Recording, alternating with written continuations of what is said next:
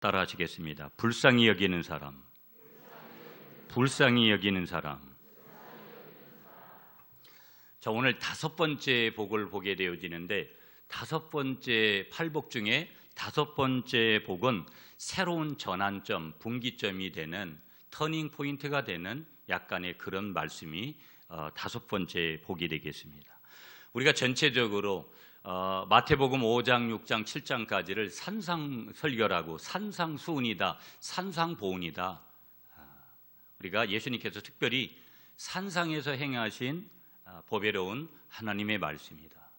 지난주에도 말씀드렸지만 저도 성지순례를 가서 이 팔복의 말씀을 선포하셨던 그 자리에 앉아보기도 했는데 별반 대단하게 특별한 곳으로 그렇게 인간적으로는 느껴지지는 않더라고요. 그 팔복을 선포하시면서 예수님께서 말씀하시고자 하는 그런 그 핵심은 그런 자리가 어떻고 2000년이 지나서 그 자리를 보고 안 보고 이런 것들이 중요한 것들이 아니라, 모든 이 팔복을 통해서 말씀하시는 한결같은 그 예수님의 그런 핵심적인 메시지는 모두 그리스도인의 성품을 말하고 있는 거다. 예수 믿는 사람들의 성품은 이런 것이다. 우리 각자는, 저도 마찬가지고, 내가 어떤 성품을 가져야 될 것인가. 우리가 갈라디아에서도 우리가 성령의 9가지 열매들도 이야기를 하고 그랬지만, 우리가 그 표지를 볼 수 있는 곳이 어디냐? 바로 예수님께서 말씀하셨던 산상수훈, 그것도 팔복이다. 이런 성품을 가지면 가장 이 땅에서 사는 사람들로서 가지는 가장 완벽한 성품이다. 왜 그러냐? 이 성품을 이 세상이 다 가진 사람은 없지만 이 성품이 바로 모델이 되시는 분이 예수님이요, 예수님의 성품을 말씀하고 있는 내용이므로, 모든 그리스도인의 성품이 지향해야 될 성품은 어디냐? 이 팔복이라는 거. 자, 그러면 왜 이 팔복의 새로운 전환점이 5번째 복이 되는 것이냐 하는 것을 우리가 보면, 팔복을 여러분 지금 5번째 복까지 보고 있는데, 여러분들이 얼마만큼 좀 은혜를 좀 경험하고 또 나름대로 좀 생각도 해보고 기도도 해보고 그러는지 제가 물어보지 않아서 잘 모르겠는데, 내용상 우리가 보면 지난주까지 보아왔던 전반부 4복과 또 오늘부터 시작되는 후반부 그 4복으로 이 팔복이 구분이 좀 이렇게 되어집니다. 그렇다면 이 팔복의 전반부의 이 4가지 복, 4복은 한마디로 말하면 하나님과의 관계 속에서 드러나는 성도들의 특징이 뭐냐?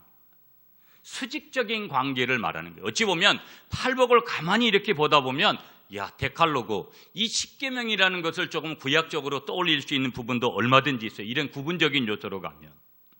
그래서 이 전반부의 4가지 복을 말하는 그런 내용은 하나님 앞에서 자기를 비춰보는 거예요. 하나님 앞에서 자기를 비춰본 그 결과 생겨나는 나의 이해. 내가 하나님의 말씀에 이렇게 비춰보니까 내가 이렇게 허물 많고 죄 많고 연약하고 아직까지 이기적이고, 또 그럼에도 불구하고 하나님의 너무 많은 감사 속에서 내가 살고 있구나. 그러면서 나는 어떻게 살아가야 될 것인가, 하나님 앞에서의 그런 행동을 표현하고 있는 내용이 바로 뭐냐면 팔복의 1복부터 4복까지의 내용이라는 거예요. 자, 그러면 그 오늘부터 말하고 있는 5복부터 8복, 8번째 복 후반부의 4가지 복은 사람과의 관계를 얘기하는 거예요. 다시 말하면 내가 이 땅에 사는 동안에 다른 사람과의 관계 속에서 나타나는 성도로서의 특징이 어떠해야 되느냐 하는 것을 말씀하고 있는 것이 오늘 5번째 복부터 8번째 복까지 내용이라는 것을 우리에게 말씀하고 있는 거예요. 자, 그렇다면 이런 구분적인 내용들은 굉장히 여러분들에게도 크게 기억을 해야 될 그런 상황들은 아님에도 불구하고, 이러한 그 모든 것들이 우리 성도들의 측면에 보면 관계에 대한 문제예요. 하나님과의 관계를 어떻게 할 것이냐, 사람들과의 관계, 교회 안에서 성도들과의 관계를 어떻게 할 것이냐, 가정에서 가족들과의 관계를 어떻게 할 것이냐, 직장에 가면 직장 동료들과의 관계를 어떻게 할 것이냐, 성도들의 대인관계에 있어서 가장 큰 특징을 말씀하고 있는 핵심이 뭐냐, 조금 어려운 말로 이렇게 표현하면 이타적인 삶이고 이타적인 행동인데, 이 말을 다른 말로 말하면 이런 거예요. 우리의 모든 대인관계는 다른 사람, 타인을 위한 삶이어야 되고 타인을 위한 행동이어야 된다. 오늘 우리 사회가 왜 어려운 거예요? 자기를 위해서 살려고 하고 그것을 자기를 위해서 살려고 하는 것이 교회 와도 자기만 생각하는 거예요. 질서는 없고 뭐를 자기가 해야 되는지조차도 모르고 그런 사람이 많을수록 무질서하고 매우 사람들이 공동체 생활하기가 공동체십이 무너지기 때문에 어려운 거예요. 이타적인 삶, 이타적인 행동으로 나타난다라는 거. 다른 사람을 위한 삶이어야 되고 다른 사람을 위한 행동으로 나타나야 된다. 그렇다면 그런 전제가 있다면 오늘 긍휼히 여기는 자는 복이 있다라는 이 5번째 복의 말씀은 전반부의 하나님에 대한 태도에서 후반부 사람에게 대한 태도로 넘어가는 좀 전에 제가 말씀드린 대로 전환점을 이루는 복이 오늘 5번째 복이다. 그러면서 이 다른 후반부 복들의 기초가 되어지는 그런 역할을 하는 것이 오늘 5번째 복이다. 매우 중요한 얘기 하나를 여러분에게 드릴게요.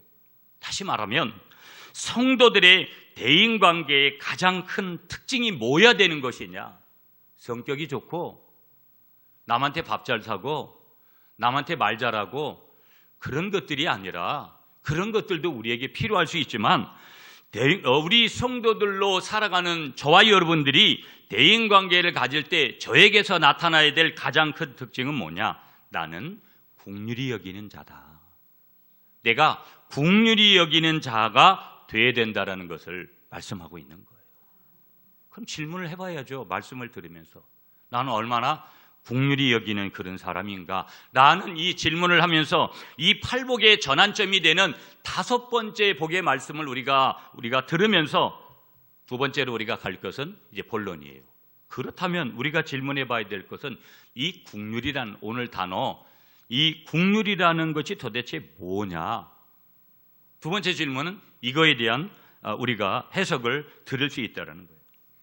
그렇다면 성도들의 인간관계의 가장 중심이 되는 것이 긍휼히 여기는 이 마음이 중심이 된다는 그런 것인데 긍휼히 여긴다라는 것은 무슨 의미일까라는 질문을 던지면서 우리는 시대적인 흐름의 이해를 조금 한다면 그 시대에 오늘 예수님께서 말씀하시던 그 시대의 유대인들은 그 뜻을 거의 알지를 못했습니다.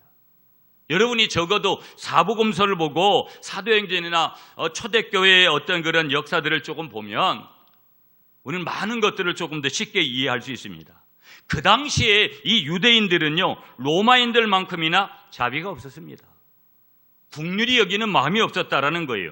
유대인들은 도리어 그렇기 때문에 항상 유대인들을 보면 성경에 보면 예수님께서 늘 지적하셨듯이 교만했습니다.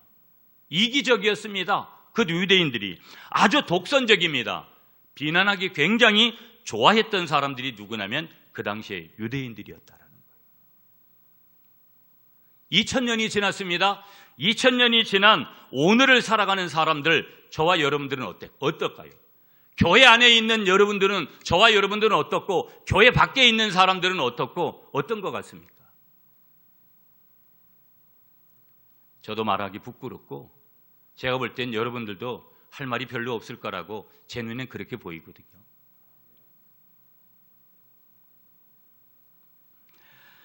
자, 이 긍휼이라는 단어를 조금 더 풀어보면 그런 거예요. 이 긍휼이라는 단어가 헬라어로는 엘레오라는 단어를 썼어요. 그 다음에 히브리어로는 제가 여러분들에게 많이 소개를 했기 때문에 헤세드라는 단어를 썼어요. 그러면 여기 엘레에우라는 헤세드라는 이 단어 몰라도 돼요. 그러나 이 단어가 뜻하는 것은 우리가 조금 알아야 되는데 이 말은 어려움 중에 있는 사람을 동정하여 불쌍히 여긴다라는 뜻이 있고요. 그러면서 이런 뜻만 있는 것이 아니라 그 어려움 속으로 들어가서 친히 눈으로 보고 마음으로 느껴본다는 뜻이 있는 거예요. 어찌 보면 내가 불쌍히 여기는 사람이 불쌍히 여김받는 사람의 처지와 환경과 그 마음과 여건 속에 그 마음으로 들어가서 그 환경으로 들어가서 그 사람 같이 되어보는 것, 그것이 뭐냐? 성경이 말하고 있는 긍휼이라는 거예요. 구약의 헤세드라는 단어, 에메트라는 단어, 우리가 그런 단어들을 제가 여러 번 소개를 했는데 그 뜻은 뭐냐면 이 국률이라는 뜻은 다른 단어로 바꾸면 동의어로 다른 단어를 바꾸면 자비라는 뜻입니다. 다른 단어로 바꾸면 인자라는 뜻이에요. 내가 누군가에게 인자를 베푼다. 물론 그 인자를 베품이 우리 예수님의 전적인 성품이지만 그럼에도 불구하고 예수님 닮은 우리들 속에 자비가 있고 인자가 있고 또 다른 말로 하면 인애라는 단어를 쓰고 예수님께서 불쌍히 여기셨다. 이 말을 바꿔 말할 때 민망이라는 단어까지도 우리가 거기에다가 쓸 수 있는 거예요. 이런 마음이라는 거예요. 자, 여러분, 그저 우리가 조금 더 쉽게 이 단어를 좀 풀이해 본다면 쉽게 말하면 이 국률이라는 말은 좀 전에도 말씀드렸어요. 자비라는 단어고요. 이 국률이라는 단어는요, 다른 말로 하면 불쌍히 여긴다. 그래서 여러분 오늘 설교의 제목을 불쌍히 여기는 사람이라고 제가 그렇게 정한 거예요. 똑같다라는 거예요. 국률이 여기다, 자비롭게 여기다, 불쌍히 여기다, 인애로 여기다, 민망하게 여기다, 다 같은 맥을 우리에게 전하고 있는 그런 뜻이라는 거예요. 자, 국률이 자비인데 국률 혹은 자비는 곧 불쌍히 여기는 거다. 불쌍히 여기는 거다. 다시 말씀드리면 이 국률이라는 단어는 불쌍한 사람, 어려운 사람, 불우한 사람을 어떻게 하는 것이냐? 케어해주고 돕는 것이다. 그렇다면 이 국률에 반대되는 단어들이 어떤 것이냐면 무자비하다, 잔인하다, 포악하다, 냉정하다, 무시하다, 천대한다. 우리가 이런 단어를 지금 내 삶에서 표현하고 산다면 결국은 뭐예요? 내 마음에 국률이 여기는 마음이 없는 거예요. 이 말은 더 무서운 게 뭔지 아세요? 하나님이 우리를 국률이라는 단어는 구약의 헤세드라는 단어인데 인자와 자비와 국률인데 하나님의 용서의 증거인데 내가 다른 사람을 불쌍히 여기지 않는다, 국률이 여기지 않는다라는 것은 내가 용서받은 증거가 없다라는 거예요. 무서운 거죠. 내가 적어도 이 말은 내가 하나님 앞에서 용서받을 수 없는 존재이지만 내가 하나님의 용서를 깊이 깨달으면 깨달을수록 그 사람은 다른 사람에게 용서하는 사람이 되려고 노력을 하더라는 거예요. 아멘 좀 세게 하세요.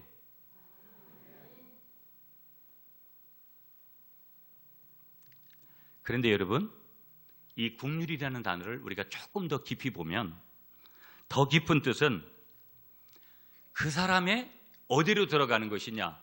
피부 속으로 깊숙이 들어가서 그의 입장에서, 그 사람의 입장에서 그의 눈으로 그 불쌍히 여김을 받는 사람의 눈으로 사물을 보고 그의 마음으로 생각하고 그의 느낌으로 느끼는 능력이 되는 게 뭐냐?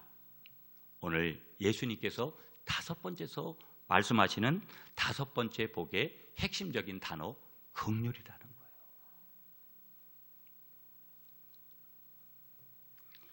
불쌍히 여김을 받는 사람의 생각, 불쌍히 여김을 받는 사람의 감정, 불쌍히 여김을 받는 사람의 경험 속에 동참을 하면서 사랑해야 긍휼이라는 것을 우리가 그 단어를 익히 아는 사람의 삶의 표현이고 또 그것이 지당한 것이다.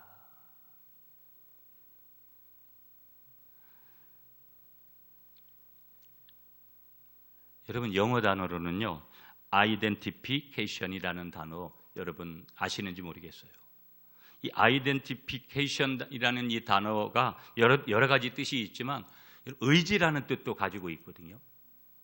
그러면 이 identification with him 이렇게 우리가 표현을 한다면 여러분 이런 거죠.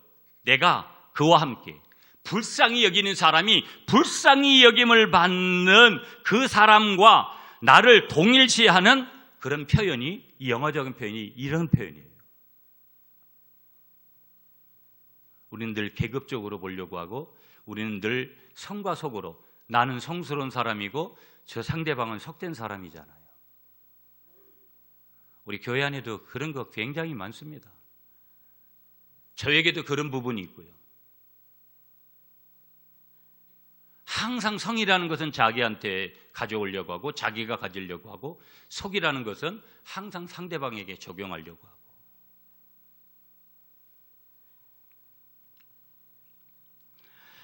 다시 여러분 귀를 쫑긋 하시고, 나는 높은 자리에 앉아서 낮은 자리에 있는 그에게 불쌍하다고 동정하는 그런 감정적인 긍휼 아니라는 거예요. 그럼 뭐냐? 내가 그와 같은 처지와 형편으로 내려가서 함께 체험하는 거, 그 동정을 불쌍히 여김 받는 그 사람의 형편까지 내려가서 함께 체험하는 거, 그 뜻이 이 긍휼이라는 단어 뜻에 있다라는 거예요.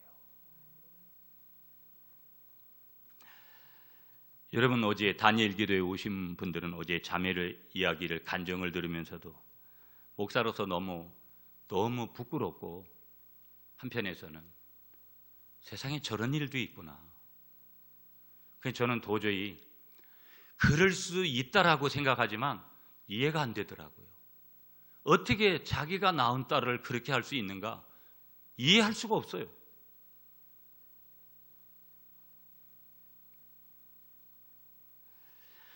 공감이라는 단어가 참 중요해요, 여러분.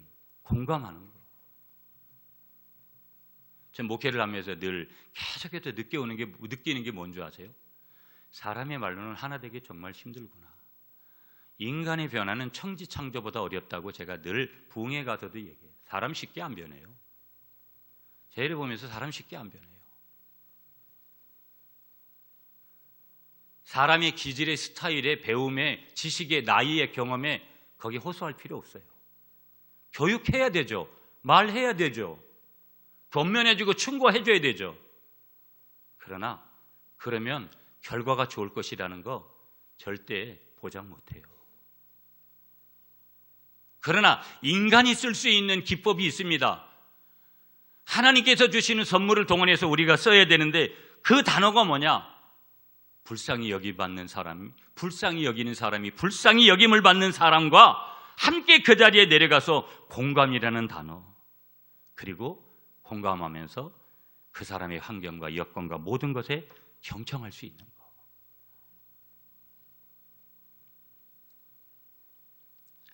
여러분, 셰익스피어라는 인물 다 아시잖아요. 베니스의 상일이라는 그곳에서 포르티아가 한 유명한 말을 빌려서 이 셰익스피어가 긍휼을 이렇게 정의를 했어요. 여러분 들어보세요. 긍휼의 특징은 강요하지 않는 데 있다. 긍휼은 보슬비처럼 하늘에서 내려온다. 저 아래 땅 위로 긍휼은 이중적인 복을 내린다. 긍휼은 베푸는 자를 축복할 뿐만 아니라 받는 자를 또한 축복한다. 긍휼은 가장 강력한 힘을 지니고 있다. 그것은 왕이 쓰는 왕관이 아니라 왕자의 앉은 왕 그 자체이다. 들려온 단어와 뜻이 좀 있는지 모르겠는데요, 셰익스피어가 긍휼을 이렇게 정의를 했더라고요. 자, 여기 본문이에요. 오늘 마태복음 5장 7절이에요. 하나님의 선물을 얘기했어요.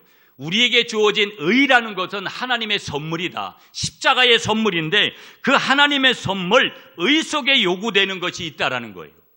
하나님의 자녀로 부름받은 하나님의 의를 하나님의 선물로 받은 저와 여러분들, 예수님의 제자로 살아가는 저와 여러분들에게 제자의 의가 숨겨져 있다. 하나님의 자녀의 의가 숨겨져 있다. 그래서 이 구절에서, 오늘 본문에서 예수님은 하나님의 의를 선물로 받은 제자들에게 그것에 부합되는 의로운 행동을 요구하시는 거예요. 너가 하나님의 자녀냐? 네가 성화, 내 성품을 닦기를 원하느냐? 그렇다면 이 하나님의 의에 부합된 행동을 네가 해야 된다. 예수님께서 그렇게 지금 말씀해 주시는 것이죠. 하나님의 의와 그에 부합된 인간의 의가 거기에 언급되는 것인데요, 그래서 오늘 본문은 이렇게 다시 한번 우리가 정확하게, 결론적인 것 같지만 이렇게 한번 좀 정리해 볼 수 있는 거예요. 복이 또다. 이거를 다른 말로 하면 어떻게 바꾼다 그랬어요? 행복하다. 팔복은요, 행복을 말해주는 거거든요. 행복의 조건에 대해서 말씀하는 거예요. 다른 말로 표현하면 행복한 사람인지 이 누구인 줄 아니? 예수님께서 이렇게 제자들을 산에다 이렇게 앉혀놓고 질문하시면서 그렇게 그걸 알려주신 거예요. 8명의 사람을 가리키면서 이 사람들이 행복한 사람이야. 그래서 너도 이와 같은 사람이 되려고 그렇게 노력한다고 되는 것이 아니지만 그런 은혜를 받고 그런 사람이 되라는 거예요. 복되도다, 이 말은 행복하다 이런 뜻이에요. 헬라어 단어 마카리오스라는 단어 제가 설명했어요. 행복한 사람이 누구냐? 여러분 늘 말씀드리지만 좋은 집에 살고 좋은 차 타고 돈 많고, 여러분 그것도 행복의 조건의 일부분은 되겠지요. 그러나 오늘 예수님께서 말씀하시는 행복한 사람은 누구냐? 복 있는 사람은 누구냐? 긍휼히 여기는 사람이라는 거예요. 왜 그러느냐? 이는 그들이 긍휼히 여김을 받을 것이기 때문에 그렇다.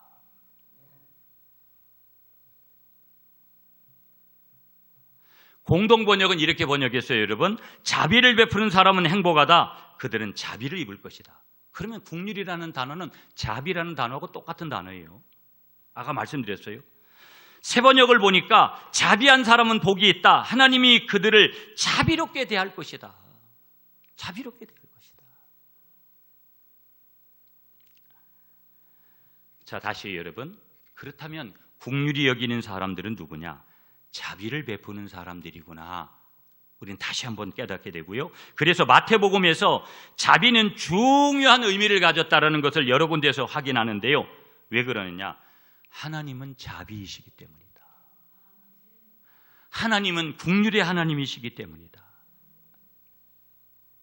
뒤에 말씀드리겠지만 그렇기 때문에 이 하나님의 자비와 하나님의 긍휼은 반드시 어떤 단어하고 연관성을 가지느냐? 하나님의 사랑이라는 이 사랑과 반드시 연관성을 가져야 되는 거예요.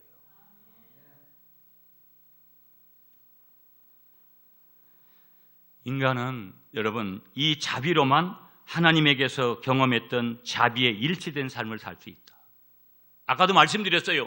하나님의 사랑, 하나님의 긍휼, 하나님의 인애, 하나님의 인자, 하나님의 자비를 경험한 사람만이 그런 자비와 긍휼과 사랑을 베풀 수 있게 되는 거예요.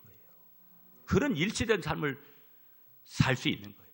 그렇다면 예수 믿지 않는 사람은 아무리 저 사람이 도덕적이고 윤리적이고 멋있는 사람같이 보여도 예수님이 말씀하시는 팔복의 삶을, 산상수훈의 삶을 살 수가 없는 사람이에요. 이거는 오늘 하나님의 자녀로 부름받은, 특권을 받은 저와 여러분들만이 이런 일치된 삶을 살 수 있는데, 하나님의 자녀가 됐다고만 해가지고 무조건 그렇게 살아냈냐? 많은 사람들이 그렇게 살지를 못해요. 퍼센테이지가 달라요. 그래서 여러분 잘 들으세요. 긍휼은 넘어진 자를 발로, 오늘 우리 세상은 넘어지면 짓밟아 버리잖아요. 죄를 내가 짓밟고 넘어가야 된다고 생각하잖아요. 경쟁사회에서. 그러나 예수님이 말씀하시는 긍휼은 넘어진 자를 발로 짓밟지 않고 손으로 잡아 일으켜주는 것, 그것이 긍휼이라는 거예요. 오늘 이 사회를 살리고 오늘 우리 이웃들을 살릴 수 있는 것이 그 대안이 어디 있습니까? GNP가 올라가고 국민에 살 수 있는 그런 복지가 좋아지면 그런 것들이 상대적으로 좋아질까요? 그럴 수도 있어요. 그러나 미안하지만 그건 절대적인 답이 아니올시다. 복음만이 오늘 우리 사회를, 이 긍휼만이, 자비만이, 인자만이 오늘 우리 사회를 새롭게 하는 전환점을 일으켜 세워주는 동기가 될 줄 믿습니다. 자, 그래서 여러분, 은혜라는 단어와 자비라는 단어를 조금 이렇게 약간은 구분을 해본다면 이런 거예요. 은혜는 죄 중에 빠진 사람을 돕는 거예요. 그런데 이 긍휼이라는 단어는 자비하고 똑같은 거니까, 이 긍휼이라는 단어는요, 불행 중에 빠진 사람을 돕는 거예요. 맥을 카치하면서도 현장이 조금은 다를 수 있다라는 거.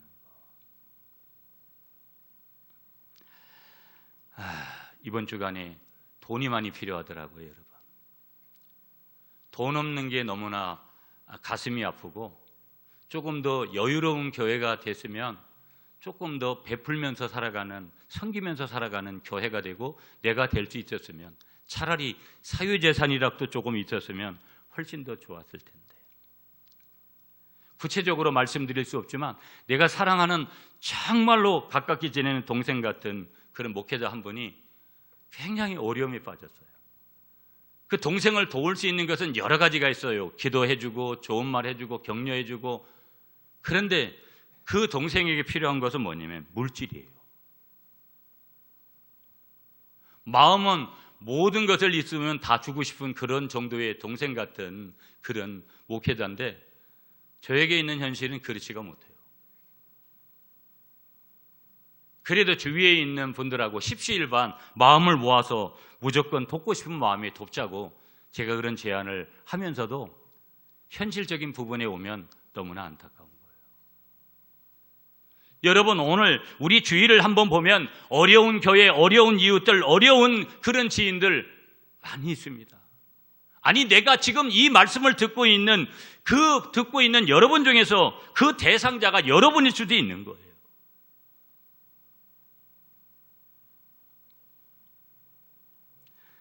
그러면서 우리는 여기에 도달을 해야 돼요. 오늘 복음을 붙들어야 되는 것은 하나님께서 우리에게 긍휼을 베푸신 줄 믿습니다.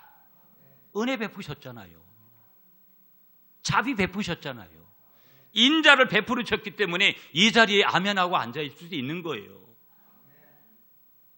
내가 긍휼의 사람이 못 되든 불쌍히 여기는 사람이 못 되든 되든 도리어 내가 불쌍히 여김을 받아야 되는 그 사람이 있다 하더라도 하나님께서 우리들에게 긍휼을 베푸셨는데 그 내용을 보면 죄 가운데 있는 우리를 보시고 동정을 가지셨을 뿐만 아니라 세상에 독생자 예수 그리스도를 보내줘서 누구를 구원하신 거예요? 우리를 구원하고 나를 구원하신 줄 믿습니다. 은혜예요, 긍휼이에요, 자비예요, 인자예요. 그러므로 우리는 긍휼을 정의할 때 예수 그리스도의 십자가를 생각하려 아니할 수 없는 거예요. 예수 그리스도의 십자가 빼고 뭘 말할 수 없는 거예요. 당연히 그 십자가가 중심에 있는데 하나님이 십자가에서 타락한 인간을 위해 그 긍휼을 가지고 은혜로 행동하셨다라는 거예요. 예수님이 안 오셨으면 어떻게 되겠어요? 그러므로 긍휼은 불쌍하다고 생각하는 그것뿐만이 아니라는 거예요. 불쌍한 사람을 그 형편 가운데서 구해주기 위해서 예수님이 이 땅에 오셨듯이 행동을 취하는 것까지 포함하고 있더라. 마음만 뭐 어떻게 해야지. 그럴 때 얼마나 많아요. 그러나 우리가 할 수 있어요. 어느 부분까지는 할 수 있어요. 그런데도 안 해요. 안 됐다. 조금 도와주고 싶은데 그 말까지는 잘해요. 그러나 많은 사람들이 행동으로는 옮기지 않아요. 행동으로.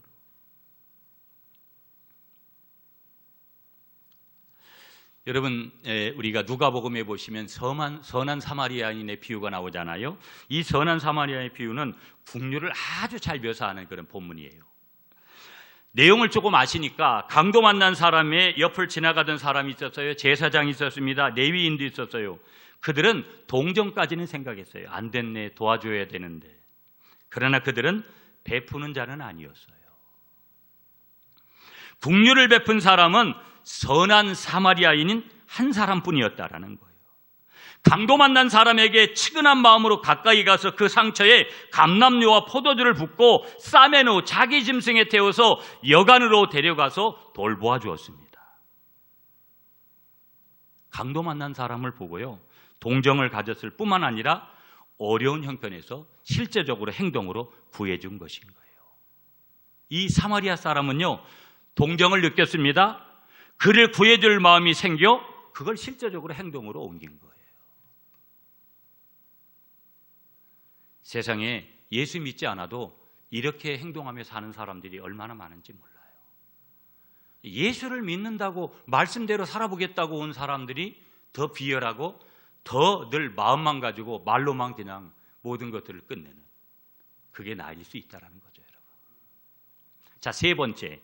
그러면 아까 말씀드렸어요. 이 긍휼이라는 단어는 사랑이라는 단어와 깊은 관계를 가지고 있다. 긍휼은 사랑과 밀접한 관계를 가지고 있는데요, 사랑은 긍휼보다 더 크고 넓은 의미를 가지는 거예요. 긍휼이라는 단어보다 더 큰 건 사랑이에요.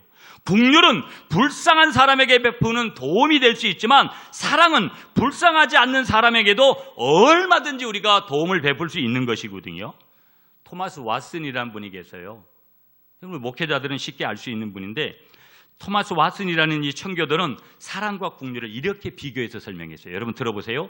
사랑이 애인을 방문하는 친구와 같은 것이라면 긍휼은 병자를 방문하는 의사와 같은 것입니다. 기억을 좀 하세요, 여러분. 긍휼은 반드시 사랑에서 흘러나오는 거예요. 예수님의 사랑, 하나님의 사랑, 십자가의 사랑에서 흘러나오면서 모든 긍휼은 사랑에서 시작이 되더라는 거예요. 그러니까 우리가 이런 긍휼을 베풀고 누군가를 도와주고 이런 것들은요, 다 하나님의 사랑을 경험한 근본에서 나오는 것이지 다른 것에서 출발하고 있지 않다. 그러면서 이 긍휼 속에는요, 반드시 그 안에 사랑이 포함되어 있어야 하지만 사랑이 반드시 긍휼로만 표현되는 것은 아니라는 거예요. 긍휼 외에도 우리는 다른 단어 얼마든지 쓰는 거예요. 은혜라는 단어, 인내라는 단어, 온유라는 단어, 용서라는 다른 그러한 지식들로 나타나기도 얼마든지 하더라. 그러나 오늘 우리가 꼭 붙들어야 될 건 뭐냐? 긍휼은 용서하는 사랑이라는 거예요. 용서하는 사랑. 비참한 사람을 도와주는 사랑이라는 거. 왜 우리가 긍휼을 베풀지 못하느냐? 사랑이 없는 거예요. 사랑이 없다고요.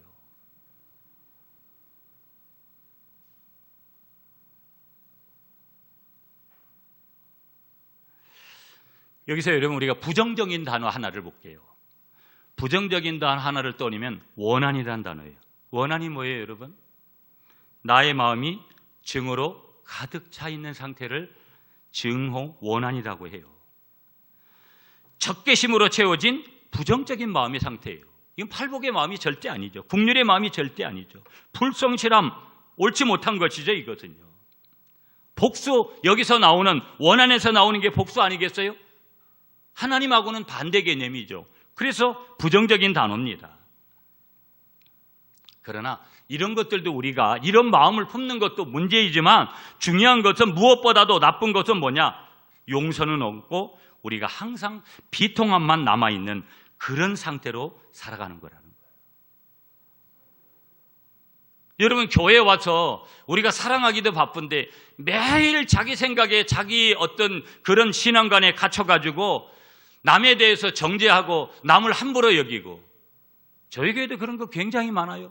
그래서 막 싸우고.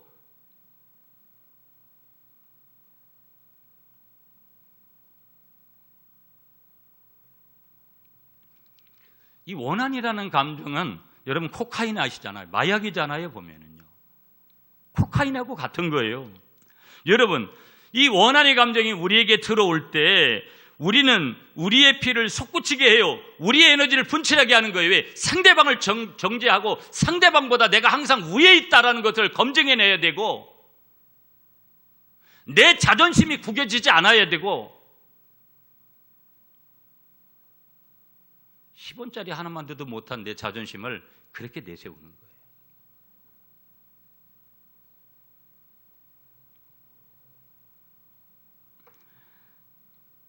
여러분, 이 마약이라는 거 우리는 해보지를 않았지만 주위의 분들을 들어보면 이 코카인과 마찬가지로 원하는 점점 뭐예요? 마약을 하면 점점 무서운 게 복용량이 늘어나는 거예요. 안 맞으면 사람이 완전히 잘못되니까. 그 횟수도 점점 많아지게 된다는 거예요. 복수라는 거, 복수심이라는 거, 여러분 다 이와 같은 거라는 거예요.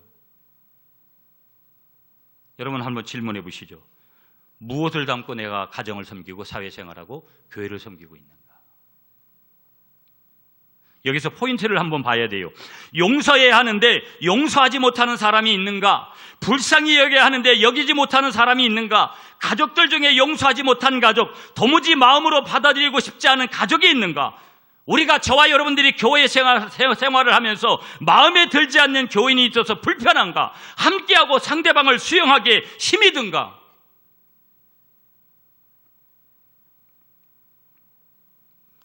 여러분, 우리는 다 악한 것에 접촉되지 않아요. 우리가 뭔가 이 말씀 앞에 선한 것에 터치를 대면, 그러나 어느 날 언뜻 저 사람의 인생이 좀 불쌍하다라는 그런 생각이 들 때가 불현듯 우리에게 오지 않습니까? 매일 우리가 긍휼히 여기는 그런 마음들을 가져야 됨에도 불구하고 매일은 못할지라도 적어도 한 번쯤 은혜의 시간들, 우리가 다니엘 기를 통해서 다른 사람들의 그 간증을 통해서 들려오는 하나님의 소리 앞에 저와 여러분들이 서 있다면 적어도 내가 이 자리에서 어떻게 해야 될 것인가 이미 답이 나오는 거 아닙니까?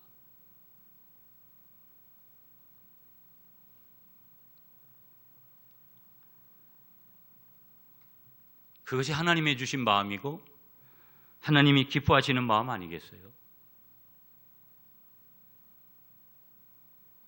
매일 똑같이 교회 와서 반복적으로 다른 사람에 대해서 다른 생각을 품고 다른 사람에 대해서 이면적인 생각을 하고,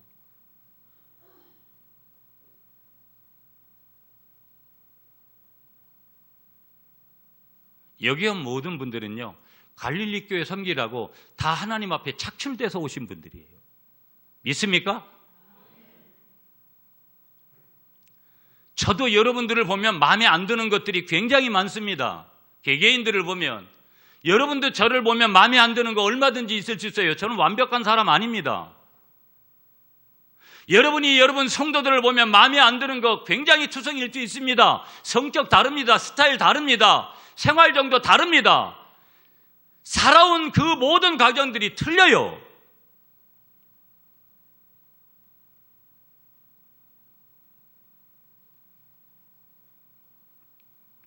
나의 마음에 상처를 주고 나를 괴롭힌 자를 용서해 줌으로써 막힌 데가 뚫려 하나님의 생명과 능력과 위로가 흘러내리는 삶을, 이 말씀을 들으셨다면 결단하시는 여러분이 되시기를 축복합니다. 여러분, 로마서 12장 19절에 말씀하세요. 너희가 친히 원수를 갚지 말고 하나님의 진노하심에 맡겨라. 왜 내가 하려고 하죠? 저는 요즘 목회를 하면서 벌써 17년이 지나니까 17년이 지나면서 제가 얻는 것은요, 전 얘기합니다. 성도들에게 이야기해줘요. 그러나 답은 알고 있어요. 제가 얘기했기 때문에 성도들이 변할 거다? 제 말로 변화될 것 같았으면 교회는 벌써 진작 그렇게 됐죠.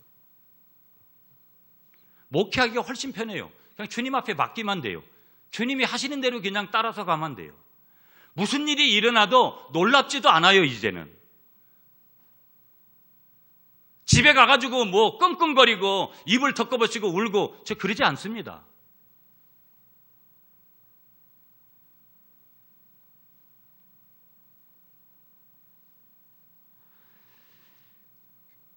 교회 여러분 보세요. 교회 크기가 크다고 대단한 교회입니까? 그럴 수 있어요. 교회인 수가 많으면 그런 거예요? 그럴 수 있어요. 재정 능력? 그럴 수 있지만 아니올시다라는 거예요. 그럼 뭐냐라는 거예요. 정말 주님께서 원하시는 교회 뭐냐라는 거예요. 한번 따라하세요. 사랑지수가 얼마나 높은가? 용서지수가 얼마나 높은가? 이것이 교회라는 거예요. 믿습니까, 여러분? 여러분, 오늘 말씀을 적어도 저와 여러분들이 들었다면 좀 더 용서하기를 결단하시기 바랍니다. 이유를 묻지 말고 용서하시기 바랍니다. 용서함으로 영혼에 막힌 파이프를 저와 여러분들이 뚫어내서 하나님의 축복의 사람으로 살기를 여러분 축복하겠습니다. 자, 그렇다면 네 번째 질문이에요. 시간이 좀 됐는데 그래도 정리를 해야 돼요. 긍휼이 왜 중요한 거냐? 다시 본문으로 가볼게요. 여러분 7절 말씀 여러분이 다시 한번 읽어주세요. 시작.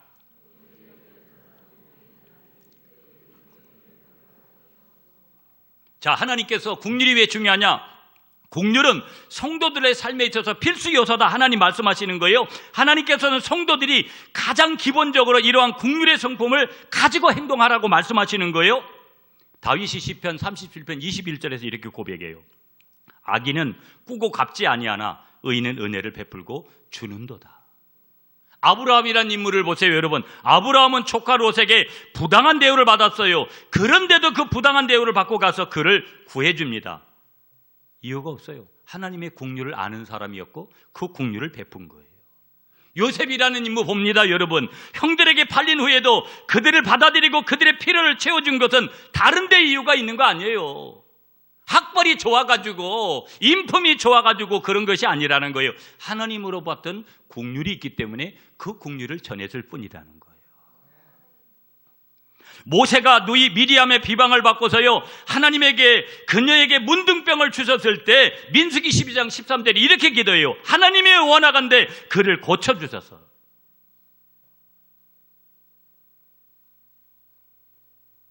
그러므로 우리는 물질적으로 긍휼히 여길 수 있는 거고요, 우리는 또한 영적으로 긍휼히 여길 수 있다는 거예요. 자, 그렇다면 이런 질문 하나 더 할게요. 자, 그렇다면 어떻게 우리가 긍휼의 사람, 자비의 사람, 불쌍히 여기는 사람이 될 수 있느냐? 여러분 보세요. 타락한 본성 이후 우리의 인간의 본성은 악으로 물들어 있어요. 원죄의 근성들이 우리에게서 끊임없이 나옵니다. 잔인함과 무자비가 우리의 본성이 되었는데요, 우리는 모든 것을 계산적으로 바라보고요, 이기적인 동기로 행동하는 야수성을 가진 사람들이 누구냐면 저와 여러분들이에요. 그런데 어떻게 우리가 긍휼의 사람이 될 수 있단 말인가? 그 비결은 바로 하나님의 긍휼 때문에 그런 거예요. 하나님의 자비 때문에 그런 거예요. 하나님의 사랑 때문에 그렇게 되어졌다라는 거예요. 그러므로 여러분, 우리가 하나님께 나아갈 때의 기본적인 자세가 항상 어떻게 해야 되느냐? 내가 교회를 오든지 하나님 앞에 살아가는 사람의 기본적인 자세는 하나님 앞에서 늘 그러해야 돼요. 주님, 나를 불쌍히 여기소서. 우리가 모든 사람들, 교회 안에서든 교회 밖에서든 우리가 사람에게 나아갈 때 저와 여러분들의 기본 자세는 뭐가 되어야 되느냐? 언제나 불쌍히 여기는 사람이 돼야 돼요.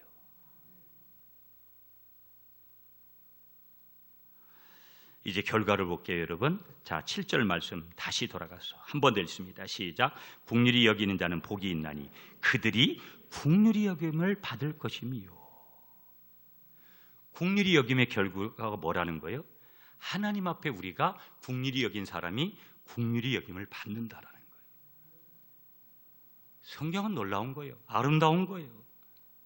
여러분, 저와 여러분이 이런 사이클 속에 지금 살고 있습니까?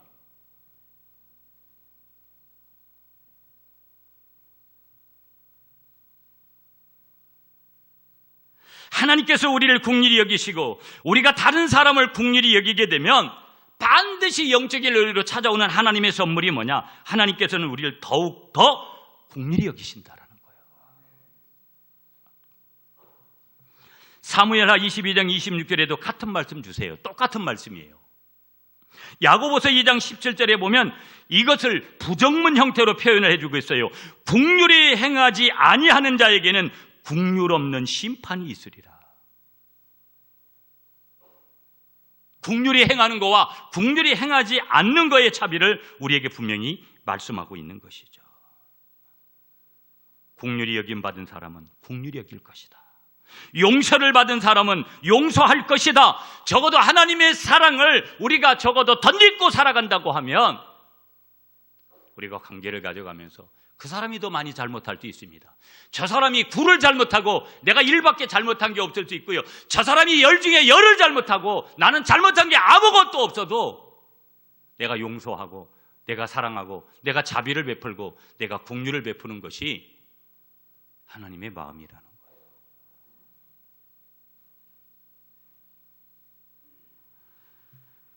여러분, 나는 긍휼히 여기는 사람인가? 여러분, 나는 불쌍히 여기는 사람인가?